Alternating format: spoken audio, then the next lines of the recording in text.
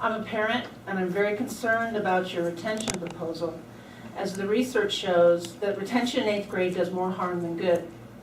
I'm not an educational professional, but from what I've read, the studies show that 8th grade retention, as opposed to 3rd or 6th grade, leads to an increased risk of dropping out. And that makes sense. If you're a struggling 14-year-old and you're told that instead of moving on to high school with your friends, you have to spend another dreary year in middle school with younger kids, I don't think so. And that increased risk of dropping out falls more heavily on Mexican American and African American and lower income students. How will this impact the DSEG case?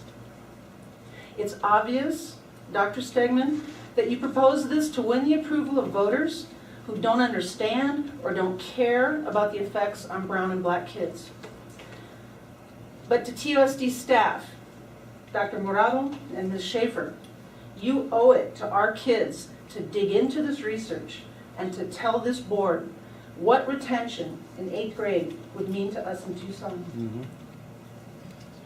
When you consider the solution to struggling 8th graders, I'd like you to think of this story told to me by a couple of parents at a middle school that does not have Mexican American studies. Last month, 3 8th grade boys who have struggled through middle school as underachievers with discipline issues and are precisely the students who are at risk of dropping out, were invited to attend an event by author Ana Castillo to read from her works. These boys went to their parents and they asked them to hear Ms. Castillo. The parents were shocked that the boys who showed so little interest in school wanted to go to a poetry reading on a Friday night. Afterwards, they sat in a breakout session with a teacher with 4 heads leaning in, all so engaged that they didn't want to leave when their parents said it was time.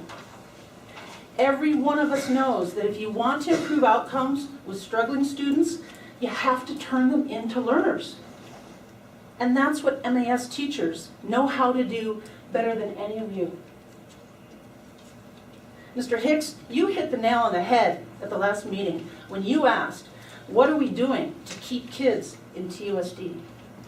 If my child were subject to retention, I'd enroll him in a neighborhood district or charter school.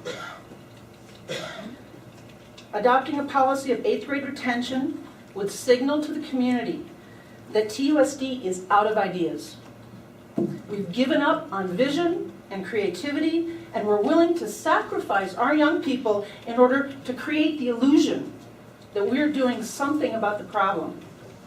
My question to you, Dr. Stegman, is this all you got? Thank you.